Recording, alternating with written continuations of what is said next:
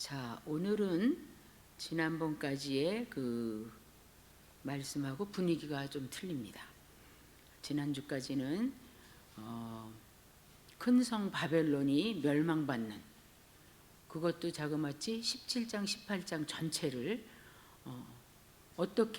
어떤 식으로 멸망되는가, 심판을 받는가, 또 그 바벨론이 망함으로 온 세계가 같이 엮여서 영향을 받고 모두가 다 망하고 슬퍼하는 그 장면을 봤습니다. 그래서 그들이 슬퍼서 크게 노래하는 그 노래가 사실은 구약에서 볼 때 장례식에서 부르는 그 노래의 곡조입니다.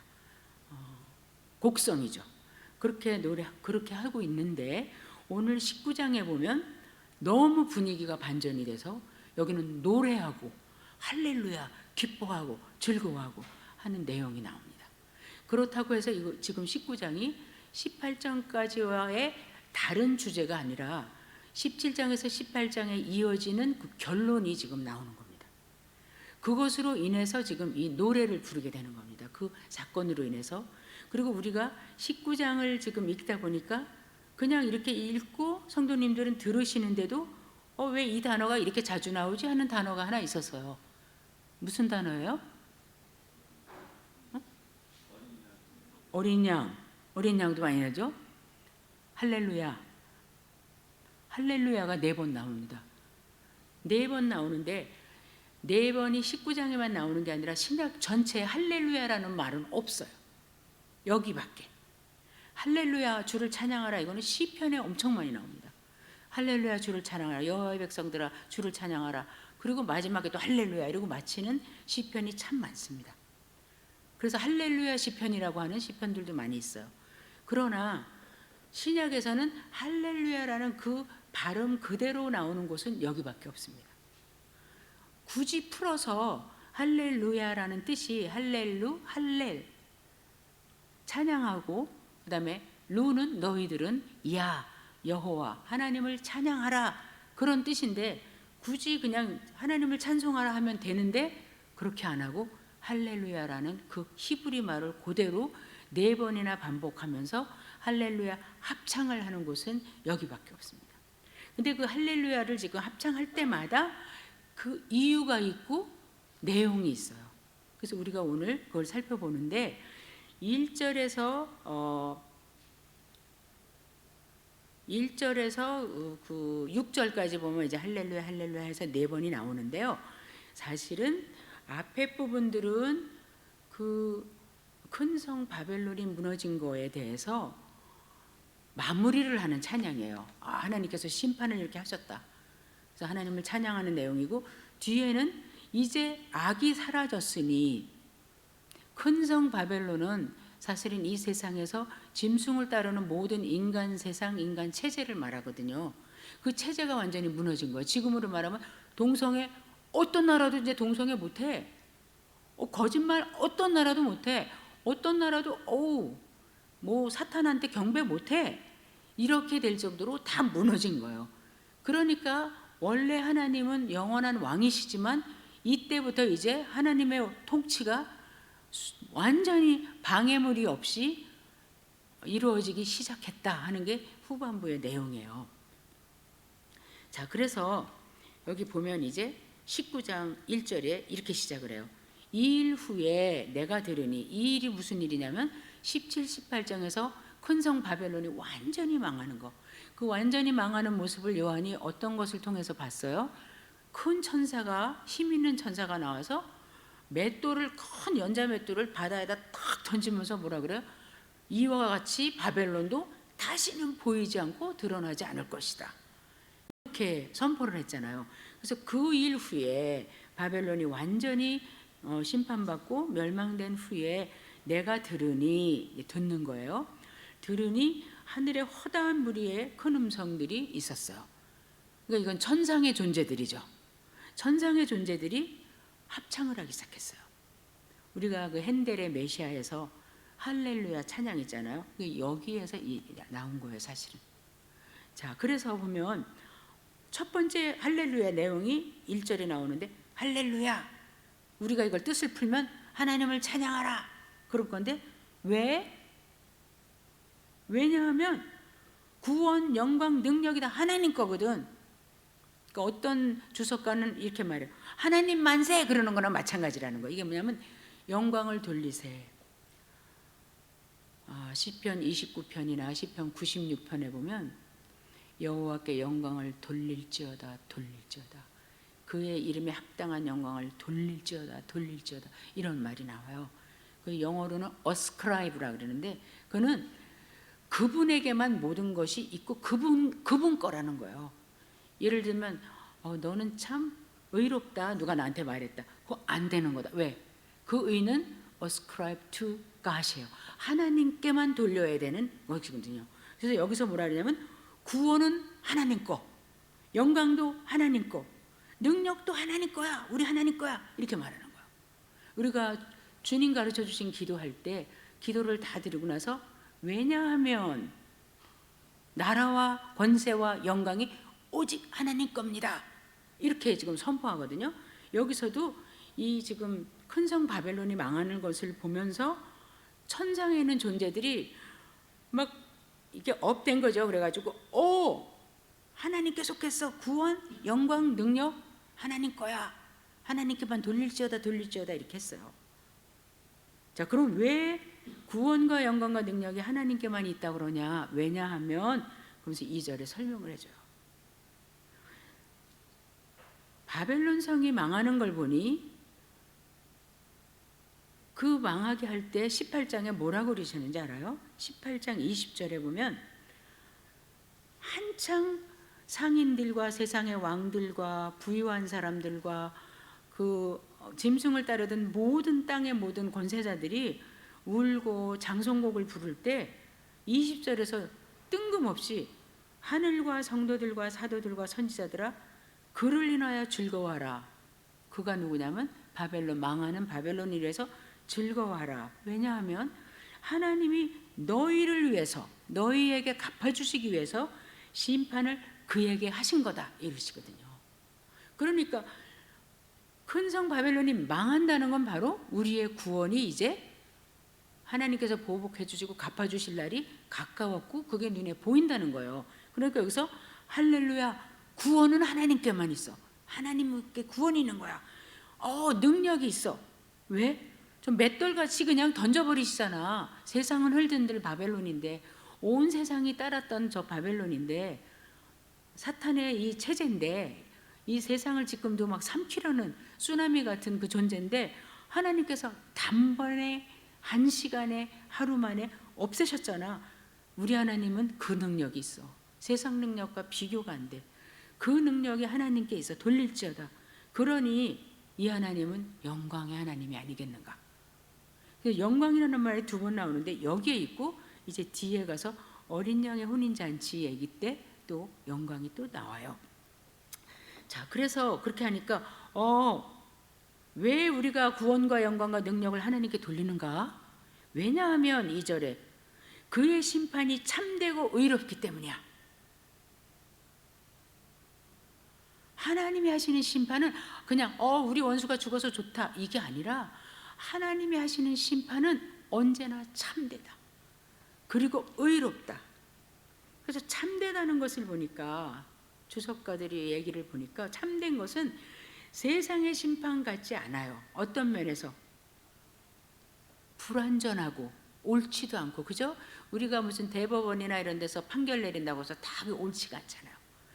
근데 하나님의 심판은 항상 옳고 그 다음에 완전하고 확실해. 그리고 영원해요. 뭐 오늘은 잘했다르다 내일은 못했다르다가 아니라 이 지금 바벨론이 영원히 심판을 받는 거예요. 하나님은 참되시다. 자, 그 다음에 의로운 심판을 하신다. 하나님께서 의로운 심판을 하신다는 거는 그냥 내 맘이야. 그 전에 우리가 미국에서 고등부 제가 교사할 때인데 애들이 막 수련회 가가지고 막 뛰어다니고 뭐 하고 그러니까 우리 전도사님이 하지 마. 그러니까 한 애가 왜요? 그러니까 because I said so. 그거 나쁜 말이죠, 그죠? 내가 말했으니까 하지 마. 그거 아니죠. 그거 옳지 않아. 이렇게 설명해 줘야 되잖아요. 자, 그래서 우리 하나님은 내가 옳다면 오는 거야. 나쁘다면 나쁜 거야 이러시지 않고 하나님의 의로운 심판이라는 것은 의로우신 하나님의 눈으로 보실 때 합당하다. 내가 지금 심판을 내리지만 이건 너무 합당해. 나는 저 바벨론 성읍의 죄악을 내가 다 기억하고 있노라. 17장에서도 말씀하거든요. 그 다음에 하나님이 정하신 그 심판의 기준이 있어요. 근데 그 기준을 말씀 안 하고 마음속에 꼭 감추고 있다가 내 기준은 이거거든. 그리고 딱 심판하시는 게 아니라 계속 말씀해 주시는 거예요.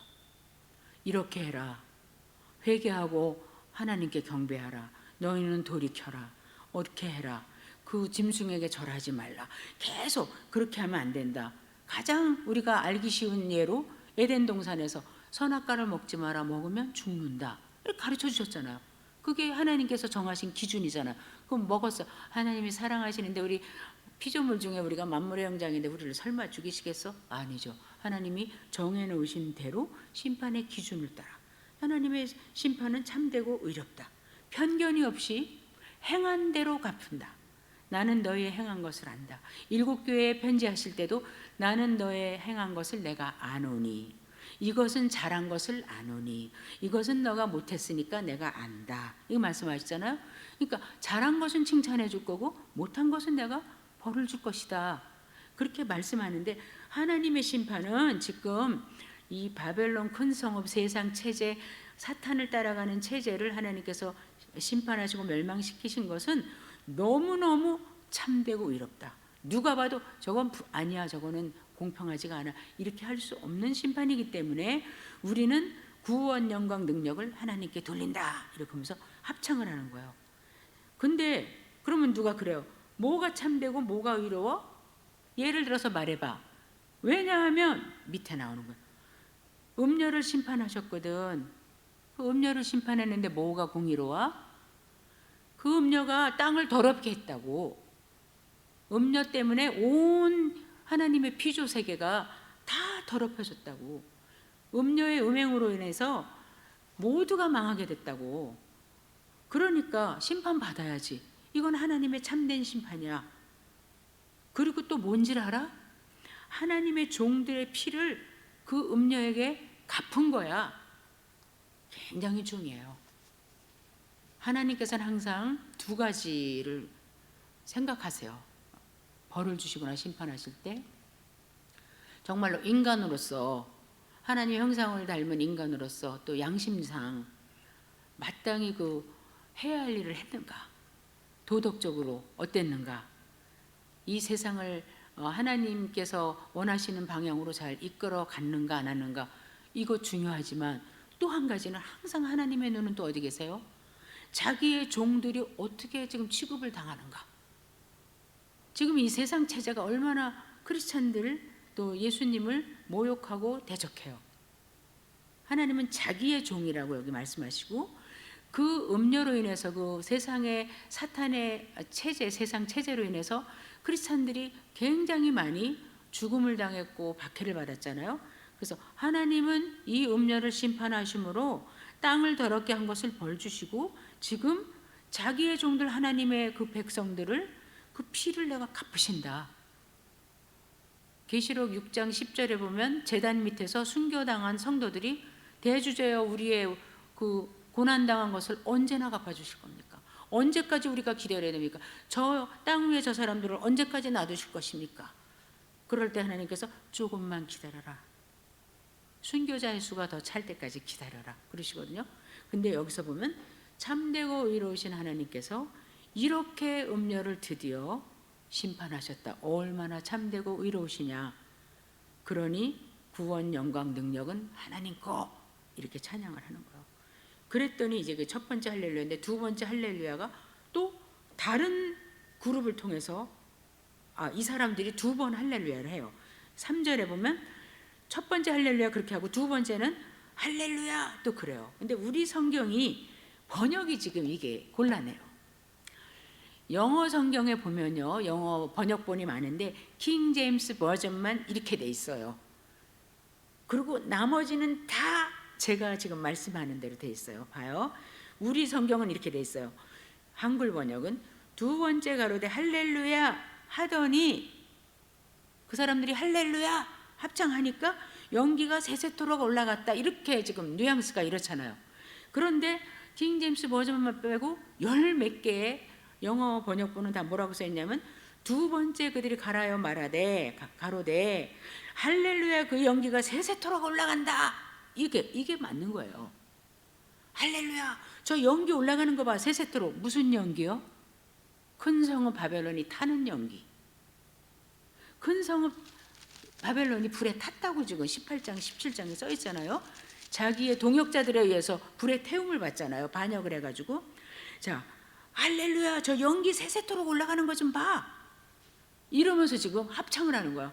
연기가 세세토록 올라간다는 건 뭐예요? 불이 안 꺼진다는 거예요.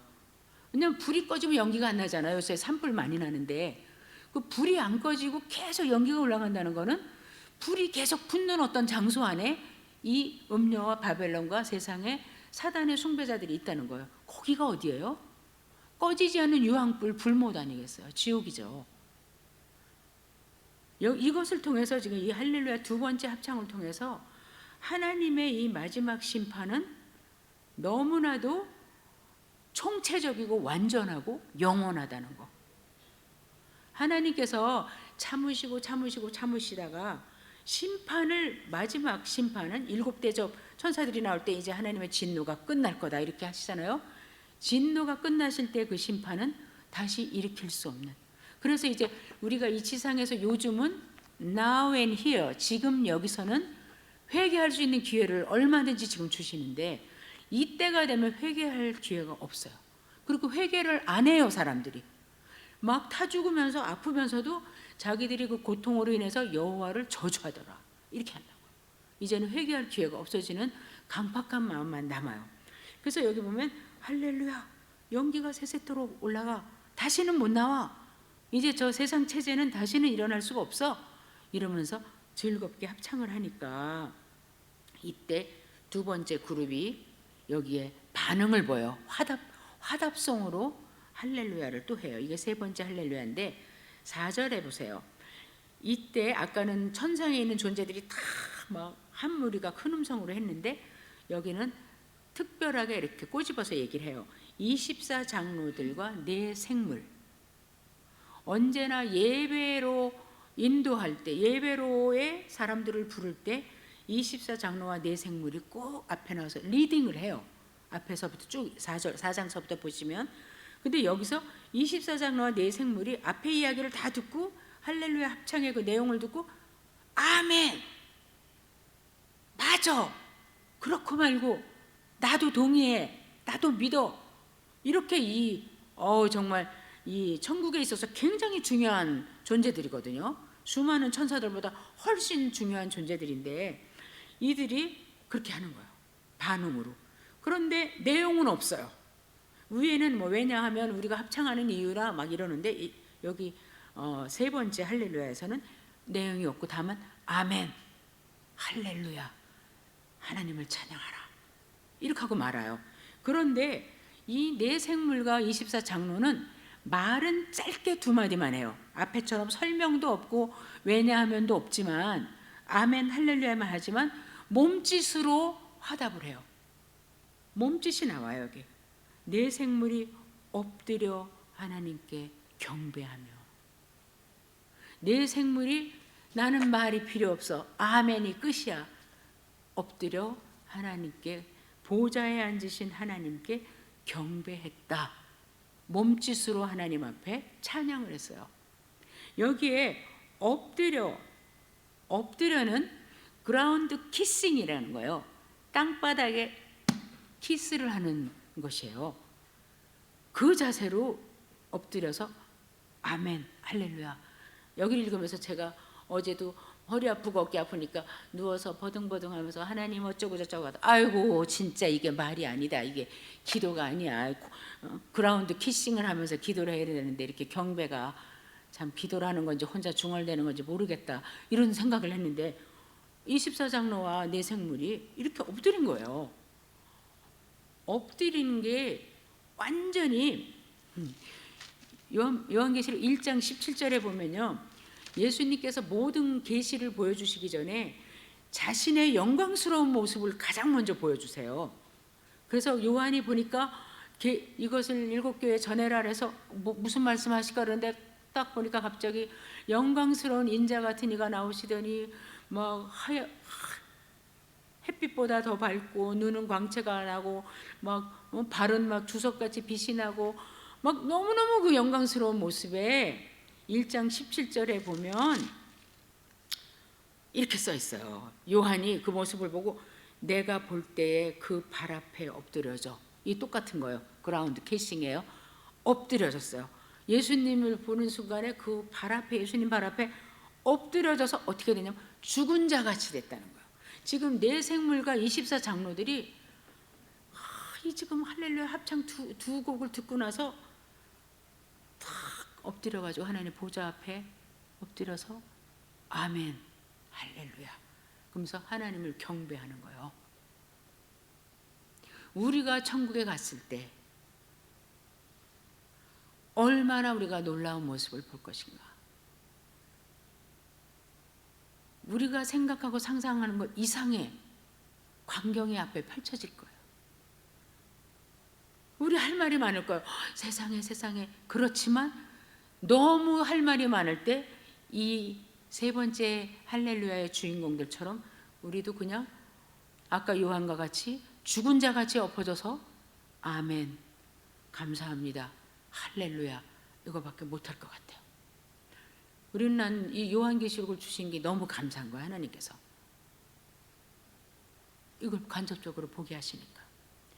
자, 그렇게 했을 때 보좌에서 이제 음성이 들려. 아까는 천상의 존재들, 그 다음에 24장로와 내 생물 아멘 할렐루야 하고 경배했을 때 보좌에서 음성이 들렸어요. 하나님의 음성은 아니에요. 왜냐하면 그 내용이 다 우리 하나님께 찬송하라. 근데 하나님이 자기한테 우리라고 하겠어요? 그죠? 그러니까 또 어떤 천사든지 어떤 천상의 존재인데 보좌, 주님의 보좌 가까이에 있는 존재겠죠. 그 보좌에서 음성이 나서 가로되 5절에 보면 하나님의 종들, 성도들한테 말씀하시는 거예요.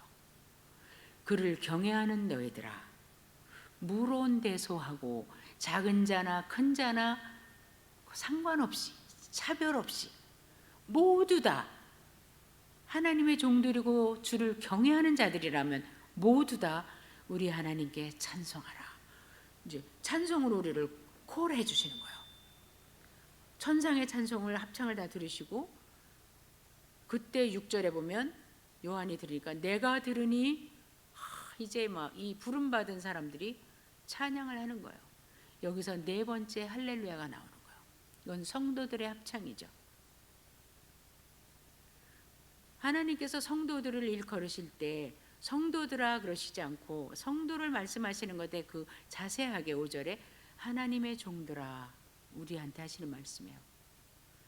또 하나님을 경외하는 너희들아 우리에게 하시는 말씀이에요. 큰 성 바벨론의 그 백성들하고 너무 틀리는 우리예요. 큰 성 바벨론에 속해 있던 사람들은 사탄의 종들이고 사탄에게 경배하던 사람들이지만 우리는 하나님의 종들이고 하나님의 소속된 사람들이고 하나님을 경외하는 사람들이에요. 여기에는 차이가 없어요. 어린아이나 어른이나 가난한 자나 부자나 학식 있는 자나 없는 자나 정말 돈 많은 자나 없는 자나 무론대소하고 너희는 다 하나님께 찬양할 수 있다. 호흡이 있는 자는 다 찬양할 수 있다. 찬양해라. 그때 이제 이 반응으로 6절에서부터 성도들이 할렐루야 찬양을 합창을 합니다.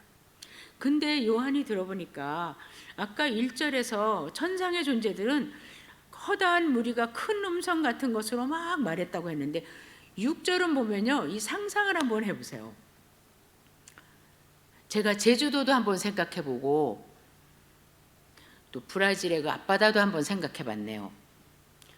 허다한 무리의 음성 같고 막 사람들이 막 우리가 막 경배와 찬양 그런 그 찬송 테이프 그 CD를 들으면 막 찬양할 때 이렇게 막 더 이렇게 업 시키려고 와 이렇게 군중들이 하잖아요. 그런 소리가 났고 그런 소리 같기도 하고 많은 물소리 하면 우리가 이게 감이 안 잡혀요.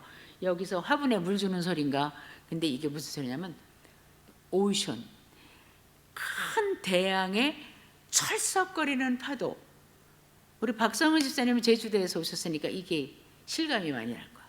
제가 언젠가 어머니 7손 때인가 8손 때 모시고 갔는데 그때 하필이면 막 너무 추위와 바람이 올 때여서 막 사진을 찍으려고 해도 막 쓰러지려고 바람에. 근데 그 철썩거림 소리가 굉장히 우렁찼어요. 근데 요한이 지금 이 합창 소리를 듣는데 대양에서 그 쓰나미 물결이 철썩철썩 하는 것 같이 그렇게 웅장했다는 거예요. 그 다음에 큰 뇌성, 우레소리인데 학자들이, 그리고 성경에 어떻게 또 써 있냐면 학자들이 뭐랬냐면 뇌성이 갈라지는 소리.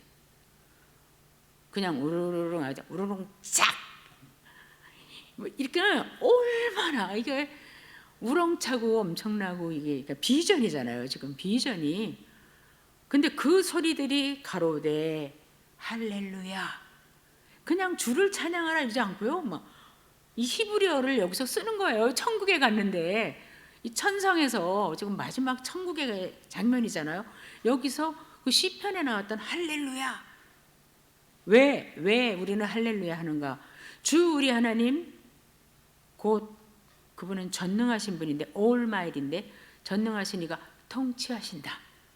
그의 통치가 이제 본격적으로 시작됐다. 우리 하나님은 언제나 왕이잖아요. 왕이신 우리 하나님. 시편 145편에도 영원부터 영원까지 여호와는 왕이시다. 여호와는 왕이세요. 처음부터. 에덴 동산에서도 왕이셨어요. 창조하실 때도 왕이셨어요. 왕으로서 창조하신 거예요. 그런데 여기서 왜 할렐루야 주 우리 하나님이 통치하신다. 그 능력으로 전능하심으로 왜 악함을 다 제거했고 이제 통치. 정말 하나님의 그 통치권이 발휘되고 하나님의 나라가 임한 것이 우리가 이제 눈으로 보게 된다. 주의 나라 임하시고 우리가 이 기도할 때 무슨 말인지도 모르고 할 때도 있죠. 이게 바로 주의 나라 임하는 거예요. 궁극적으로. 그러나 우리 매일매일의 삶에 하나님 내 마음에 내 가정에 내 교회에 우리나라에 주의 나라 임하시고 주의 뜻이 하나님 원하시는 대로 아까 작정하신 대로 내 안에 가정 안에 교회 안에 나라 안에 세계 안에 이루어지이다. 우리 이렇게 기도하는 거죠. 근데 여기서 통치하시도다. 그러니까 우리가 이제 어떻게 해야 되냐? 7절에 우리가 즐거워한다. 크게 기뻐한다. 하나님께 영광을 돌리세요. 자, 아까는 음료를 진멸시켰기 때문에 영광을 돌리셨어요. 그 악을 진멸하는 그 능력 앞에서 이제는 하나님이 통치하시는 그 의로운 통치 앞에서 우리가 즐거워하면서 영광을 돌리세요. 근데 이 하나님의 통치, 하나님의 나라가 임하는 것의 시작에 뭐가 등장하냐면 이게 완전 센터죠.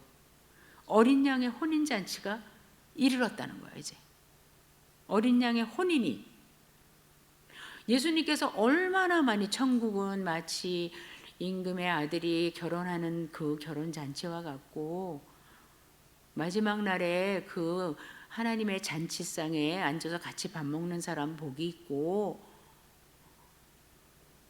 마지막 만찬을 하시면서도 내가 이제 하나님의 나라 아버지의 집에 가서 너희들과 같이 포도주를 마실 때까지는 절대로 안 마실 거고 이러시면서 계속 첫 번째 하나님께서 주님께서 베푸셨던 이적도 가나의 혼인잔치를 통해서 이 마지막 날의 어린 양의 혼인잔치 메시아의 결혼 뱅퀴를 우리에게 자꾸 이렇게 그림자를 보여주셨는데 하나님의 통치가 이제 시작되면 이제 혼인식이 가까워온다는 거예요. 누구 혼인식이냐? 어린 양의 혼인식이요. 그러면 신부는 누군가? 신부는 교회예요. 구약에서도 하나님 많이 말씀하셨죠. 이사야서나 특별히 호세아서에서 에레미야서에서 나는 너의 신랑이다. 남편이다. 너는 나의 아내다. 너는 나의 신부다. 왜 남편을 버리고 바알에게 가서 간음을 하느냐? 그렇게 말씀했어요. 그리고 복음서에서 주님은 여러 번 주님이 신랑이시라고 말씀했어요. 그런데 그 이제 그 혼인이 이르러 갔다. 성경의 영어 성경에 보면 이미 이르렀다. 아내는 준비됐다. 아내는 자신을 준비하고 있다. 여기서 유대의 전통 결혼 그 관습을 알지 않으면 이해가 안 돼요. 그리고 마태복음의 그 비유들도 이해하기가 좀 어려운데 그거를 알면 우리가 이해하기가 좀 쉬워요. 유대인의 그 전통 결혼식은 지금은 어떤지 모르겠어요. 그 과정이 좀 있어요. 첫 번째 과정이 정혼식이라고 해요. 정혼식. 정혼식은 우리가 말하는 약혼식하고 틀려요. 약혼식보다 훨씬 더 무게가 있고 진짜 남편과 아내가 되는 거예요. 근데 뭐만 없는 거냐면 같이 살지만 않아요. 남편과 아내로 이미 결정이 됐어요. 양가 부모님들 다 말했어요. 근데 이 정혼식은 어디에서 하냐면 신랑이, 잘 들으세요. 이따가 이게 이제 교회하고 연결이 되니까, 신랑이 신부 집에 와서 신부 집에서 약혼식 해요. 요즘같이 레스토랑에서 하는 게 아니고 신부 집에 와서 정혼식을 하고 신랑이 돌아가요. 자기 집으로. 하나님의 나라는 맡겨놓고 잠시 먼 데 갔다 오는 그것과 같으니, 그죠? 이 신랑이 가서 1년이나 그거보다 조금 더 있어요. 그래서 그 1년 남짓하는 시간에 분명히 나는 이 사람의 아내고 나는 이 사람의 남편인데 동침은 안 하는데 누가 봐도 쟤는 제 마누라야, 쟤는 제 남편이야, 다 하는 거야. 쉽게 얘기해드리면 요셉과 마리아. 요셉과 마리아는 정혼한 상태였어요. 1년 떨어져 사는 관계였어요. 그런데 마리아가 임신이 됐어요. 잉태했어요. 천사가 말했어요. 요셉아, 내 아내 마리아 데려오기를 무서워하지 말라. 마리아의 남편 요셉은 결혼 지금 만찬 안 했어요. 같이 안 살아요. 마리아의 남편 요셉은 경건한 자가 돼서 조용히 끊고자 했다. 거기에 약혼녀 약혼남자 피앙세라고 안 쓰고 husband and wife라고 써 있어요. 이게 정혼했기 때문에 그래요. 누가 봐도 마리아는 요셉의 아내고 요셉은 마리아의 남편이에요. 오직 하나, 같이 살지만 않아요. 마리아는 자기 엄마 집에 살고 아빠 집에, 요셉은 요셉의 부모 집에 사는 거예요. 이게 정혼식이에요. 떨어져 사는 시간이 1년 플러스 알파예요. 이게 인터벌이에요. 서로 떨어져 있는 일정한 때가 있는데 이 때는 혼인잔치를 준비하는 시간이에요. 각자 자기 부모님의 집에서. 어떤 학자는 근데 이 다우리가 굉장히 이게 결혼 지참금이 굉장히 많았어요. 유대인들은 여성주의의 결혼식을 했었어요. 지금은 어떤지 모르겠어요. 그래서 그 결혼 지참금을 그 1년간 일단 결혼식은 하는 거, 정혼은 해놓은 거고 그 신랑 아버지와 신랑이 결혼 지참금을 1년간 마련해서 이 와이프한테 갖다 줘야 데리고 오는 거래요. 그리고 그동안에 남편은 자기들이 살 집을 마련해야 돼요. 그동안에 와이프는 나는 저 사람하고 정혼한 사이니까 절대로 한눈 팔면 안 돼요. 정결하게, 흠없이 지켜야 돼요, 자기를. 그리고 지키기만 하고 앉아있는 게 아니라 준비를 해야 돼요. 이 집에 관습을 버리고 저 집에 가서 살 것을 열심히 배우고 준비하고 거룩에, 우리 성도로 말하면 거룩함에 이르러야 돼요. 예복도 입고 있어야 되고 깨끗하게 빨고 있어야 돼요. 그러면 이제 이 남편이 뭐 지참금을 가져오든지 아니면 집이 마련됐으면 1년이 넘어가지고 와이프를 데리러 오는 거예요. 그게 신랑이 오는 거예요. 마태복음 25장에서 처녀들이 등불 들고 서 있을 때 신랑이 오는 게 그건데, 이때 신랑이 자기 혼자 오는 게 아니라 들러리를 데리고 와요. 들러리를 데리고 오고 이제 이렇게 긴 시간 이렇게 오죠. 근데 언제 올지 몰라요. 말을 안 해줘요. 그래서 마태복음 25장에 보면 신랑이 온다는 소문은 들었는데 오늘인지 내일인지 모르니까 계속 대기 상태로 있어서 기름은 자꾸 없어지고 기름을 계속 넣어야 돼요. 근데 꼭 밤에만 온대요. 애프터 선셋이래요. 신랑이 신부 데리러 오는 거는. 그래서 데리러 올 때 신부는 이제 신랑이 온다는 기별을 조금 며칠 전에 듣는데요. 그래서 단장을 하고 다시 한번 확인해 보고 준비를 하고 이제 신랑 따라서 정말로 그 집으로 들어갈 준비를 하는 거죠. 자, 그래서 이제 신랑과 이 신부가 다시 완전히 그 집으로 들어가면 거기에 이제 많은 청함을 받은 사람들이 결혼식에 왕의 아들의 잔치에 만찬에 청함을 받는 거예요. 음식이 다 준비되었으니 와서 축하하고 기뻐만 해줘라. 이렇게. 그래서 그 소리를 들은 사람들이 지금 신랑이 지금 신부를 데리고 온대.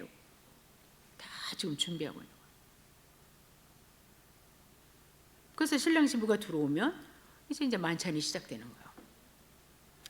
요한복음 14장에 보면 예수님께서 너희는 마음에 근심하지 말라. 내가 이제 아버지께로 간다. 아버지 집에는 거할 곳이 많도다.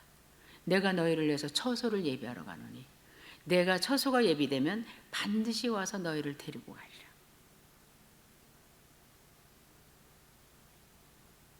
지금 우리가 그 시대를 사는 거예요. 인터벌.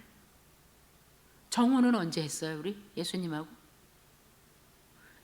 예수님이 신부 집에 와야 되잖아요. 신랑이 언제 우리하고 정혼하러 우리 집에 오셨어요? 아버지 집을 버리고 하늘 보좌를 버리고 육신의 몸을 입으시고 성육신에서 인간으로 이 땅에 오셨어요. 우리를 구원하시려고. 우리를 구원하시려고 오신 그 부르심에 우리는 예스 했어요. 그게 청혼이에요. 우리는 지금 우리의 존재가 뭐냐면 예수님의 아내의 존재예요. 근데 아직 아내가 정식으로 되는 이 잔치는 안 했어요. 우리는 그날을 기다리는 거예요.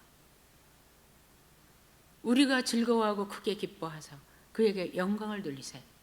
왜냐하면 어린 양의 혼인이 드디어 이제 온 거야.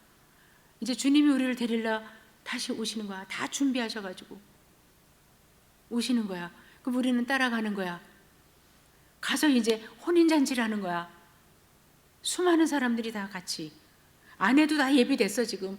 1년 동안 얼마나 준비됐는데 이것도 기쁜 소식이야. 신랑이 오시는 것만 기쁜 소식이 아니라 아내도 준비된 게 너무 기쁜 소식이야. We are ready. 우리 준비됐어요. 우리요 다른 우상에게 눈 돌리지 않았고요. 우리 세상길 안 따라갔어요. 우리 지켰어요. 그리고 말씀 따라서 거룩에 이르려고 애썼어요. 생활 가운데 우리는 거룩을 정말 추구했어요. 그 나라에 합당한 신부가 되려고, 신랑에게 최상급의 신부가 되려고 우리 노력했어요. 우리 한 사람 한 사람이 신부가 아니에요. 이렇게만 나오고 말 안 하다가 21장에 보면 정말로 이제 신부가 등장을 해요. 21장에 보면 1절 2절에 이렇게 써 있어요. 또 내가 새 하늘과 새 땅을 보니 처음 하늘과 처음 땅이 없어졌고 바다도 다시 있지 않더라. 또 내가 보매 거룩한 성 새 예루살렘이 하나님께로부터 하늘에서 내려오니 예비한 것이 신부가 남편을 위하여 단장한 것 같더라. 이게 신부예요. 거룩한 성. 아까 음란한 성 바벨론하고 달리 이 세상은 지금 세상 체제와 세상 사람들의 그룹은 누구의 신부냐면 사탄의 신부나 마찬가지예요. 그러나 하나님의 어린 양의 신부는 거룩한 성 새 예루살렘, 거룩한 성 홀리 시티, 그 성이 내려오는 거예요. 우리 하나하나는 뭔가? 그 성에 속해 있는 자들이에요. 손님이나 마찬가지예요. 청함받은. 이 뒤에 나옵니다. 자, 그러면서 8절에 보면 아내가 준비되려면 예복을 입어야 되거든요. 그 마태복음 22장에 보면 다 청함을 처음 받은 사람들이 다 나 바빠 안 가 그러고 하나님의 잔치를 우습게 할 때 하나님께서 야 잔치가 지금 이렇게 다 음식 준비되고 다 하고 신랑 신부가 지금 오고 있는데 이거 축하를 해야 될 거 아니야? 먹을 사람이 있어야 될 거 아니야? 빨리 다 데리고 와 그래서 많이 데리고 와서 꽉 찼어요 홀이. 근데 신랑이 이렇게 보니까 한 사람이 옷을 안 입고 있잖아. 어디를 여기 옷 안 입고 들어오니? 내쫓겼어요. 어두운 데서 울며 이를 갈며 있을 것이에요. 결혼잔치에는 꼭 예복을 입어야 돼요. 근데 여기 보니까 아내가 예비되었는데 깨끗한 세마포 옷을 입고 있는 거예요. 깨끗하고 빛나는 아주 고운 모시 옷이죠. 지난번에 우리가 그 바벨론 성의 그 음녀가 얼마나 또 거기 상인들이 그 왕들이 비싼 모시 옷을 얼마나 입었는지 우리 봤죠. 그 사람들은 사치스러운 옷이었고 붉은 옷이었고 여기서는 희고 빛나는 세마포 옷을 입었어요. 신부답게 웨딩드레스예요 이게. 근데 이거를 성경을 잘 보세요. 그에게 허락하사 아내에게 허락하사 빛나고 깨끗한 세마포를 입게 하셨은즉 누가 허락했다는 거예요? 신랑이 예복을 줬어요. 아내가 신랑이 예복을 안 줬으면은 준비할 수가 없어요. 아무나 예수님의 신부가 되는 건 아니에요. 예수님께서 옷을 준 사람, 옷을 받은 사람만 신부가 되는 거예요. 깨끗한 옷, 붉은 옷 말고 희고 빛나는 세마포. 어떻게 하면 희고 빛날까요? 어린 양의 보혈로 깨끗하게 된 옷이에요. 구원받은 백성, 의롭다고 인정받은 백성들. 우리의 구원이 바로 우리가 입는 웨딩드레스예요. 예수님의 피로 빨아준 거예요. 비누로도 안 되고 삶아도 안 되는데 어린 양의 피로 깨끗게 한 세마포를 입었다. 그러면서 뭐라고 설명하냐면 이 세마포는 성도들의 옳은 행실이라. 잘못 보면 아 좋은 일 많이 하면 이 세마포를 입혀주시는구나. No. 성도들의 옳은 행실은 구원받은 사람들로서 하나님의 법에 합당하게 행한 사람들, 정언한 신부답게 이쪽에 이제 가서 이 새로 갈 이 시대의 법대로 살면서 거기에 맞춰서 그 행위를 했던 그 옳은 행실이지 세상에서 말하는 도덕과 윤리가 아니에요. 자, 그래서 이 옷을 입은 신부가 나 준비됐어요. 어서 오세요. 그리고 나도 준비됐어. 내가 집을 마련해 놨거든. 데리고 가는 거야. 우리 영원히 같이 사는 그동안에 인터벌이 있는 동안에 우리가 기도로 예수님 만나고 예수님은 응답해 주시고 말씀 주시면서 만났잖아요. 우리가요. 근데 이제 가까이 이렇게 만나는 날이 온 거예요. 자, 이럴 때 9절에 보면 요한이 한 말을 듣습니다. 여기 천사라는데 천사라는 말은 어떤 성경에도 안 써 있어요. 사실은 그냥 그가 말하기를 이렇게 했는데 뒤에 아마 천사가 이 얘기를 또 한 번 공포하는 게 있으니까 천사라고 말해주는 것 같아요. 어쨌든 우리 성경에 의하면 천사가 요한 사도에게 말하기를 기록하라. 굉장히 중요한 거니까 기록해. 원래 기록하고 있어요 지금. 근데 또 기록하라. 뭘 기록하나? 이런 사람은 복되도다. 어린 양의 혼인잔치에 청함을 입은 자들이 복되도다. 그렇게 하면서 이것은 하나님의 참되신 말씀이야. 지금도 다 하나님께서 주시는 계시거든요. 요한계시록 1장 처음 시작할 때 보면 예수 그리스도의 계시라. 이것은 하나님께서 그에게 주신 것이고 예수님에게 주신 것이고 하나님의 종들이 반드시 속히 일어날 일을 알게 해주시려고 하나님께서 천사를 통해서 요한을 통해서 주신 거다. 그거 하나님 말씀이잖아요. 근데 특히 막 이중으로 강조를 하면서 기록해. 복이 있어. 이건 하나님의 참되신 말씀이야. 이러니까 요한이 그냥 10절에 보면 그 존재 앞에서 천사라는 존재 앞에서 막 예배를 드리려고 막 경배를 엎드려요. 엎드려요. 얼마나 그 어미하게 들리고 또 이 내용이 얼마나 중대하면 지금 요한이 그랬어요. 자, 오늘 목사님께서 8복 중에 하나를 설교해 주셨는데 마태복음에는 8복이 있고 요한계시록에는 7복이 있어요. 7가지 복이 나오는데 그 중에 하나가 이 복이에요. 이게 네 번째인가 아마 그럴 거예요. 나중에 제가 그 7복을 좀 따로 다뤄 드릴 것인데 여기에서 이러한 사람은 복이 있도다. 어린 양의 혼인잔치에 청함을 입은 자들이 복이 있도다. 어린 양의 혼인잔치에 와서 만찬을 같이 하는 사람은 얼마나 행복한지 몰라. 그래서 청함을 입었다는 것은 이중이라기보다 깊은 뜻이 하나 더 있어요. 청함을 입었는데 여기에 반응한 사람들이에요. 마태복음 22장에 보면 임금님께서 자기 아들의 혼인잔치에 사람들을 청했어요. 근데 다 안 왔어요. 유대인을 말씀하는 거죠. 거기서 비유해서 유대인을 청했어요. 선지자들 통해서 계속 구약시대에 청했어요. 근데 안 왔어요. 그럼 그 사람들 복이 있어요? 청함을 입었다고 복이 있는 게 아니잖아요. 그래서 여기에서 지금 계시록에서 말씀하는 청함을 입은 자가 복이 있다는 것은 청함을 받고 자기가 억셉트한 사람들, 청함을 받고서 여기 앉아있는 자들 복이 있도다. 그래서 그 마태복음 22장에서도 예수님께서 그러잖아요. 청함 받은 사람은 많은데 택함 받은 사람은 적어. 청함 받은 사람은 너무 많아. 복음을 통해서 하나님께서 이 복음을 듣고 구원받아라 이렇게 계속 청함을 콜을 했는데 많은데 여기까지 와서 앉아있는 사람은 대단히 적어. Very few 그랬어요. 그래서 여기서 그래서 그거 우리는 성경을 읽을 때 여기만 보지 말고 전체를 다 보셔야 되잖아요. 그러면 여기서 청함을 입은 자가 복이 있다? 그러면 청함을 받았는데 안 왔으면 그렇게 되면 안 되잖아요. 혼인잔치에 청함을 받았는데 네 어떻게 저를 거기에 청하해 주십니까? 가죠.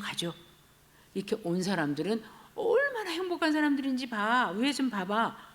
이렇게 청했을 때 청함 받고 온 사람들이 얼마나 즐거워하고 기뻐하고 하나님께 영광을 돌리는지 봐봐. 굉장히 복 있는 사람들이야. 적어. 이건 참되신 하나님 말씀이야. 이렇게 강조를 했어요. 예수님께서 산상수훈의 마지막에 팔복의 마지막에 가서 뭐라 그러세요?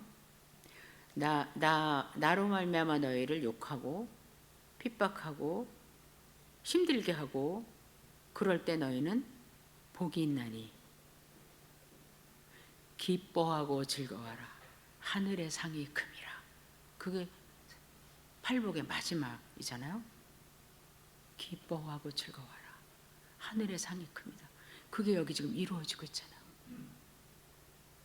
요한계시록을 읽다 보면 창세기서부터 여기 서신서까지 압축돼가지고 여기서 다 완성이 되고 있어요. 예수님이 그렇게 말씀하실 때 그냥 허투루 들었는데 이렇게 또 여기서 이렇게 성취가 되는구나. 그러다 보면 우리가 하나님의 말씀 하나하나를 한 단어도 놓치기 싫고 조사 하나도 놓치기 싫고 왜? 어떻게 응답되나? 어떻게 성취되나? 또 우리 삶 가운데는 어떻게 이루어지나?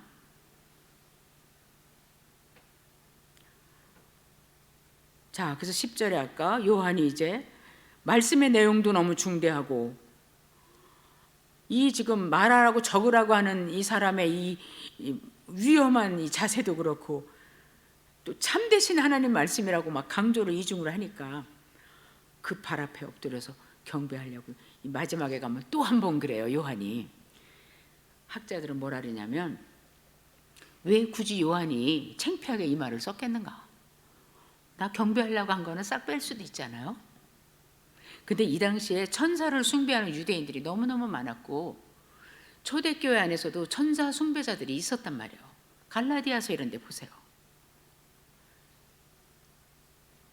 근데 요한이 이렇게 엎드리라 할 때 이제 그 사람들이 그럴 거야. 그거 봐. 요한도 그렇게 했잖아. 그런데 그거 봐라. 내가 그래서 깜짝 놀라서 너무 천사의 존재가 대단한 것 같아서 엎드리려 그랬더니 그가 나한테 뭐라고 말하니?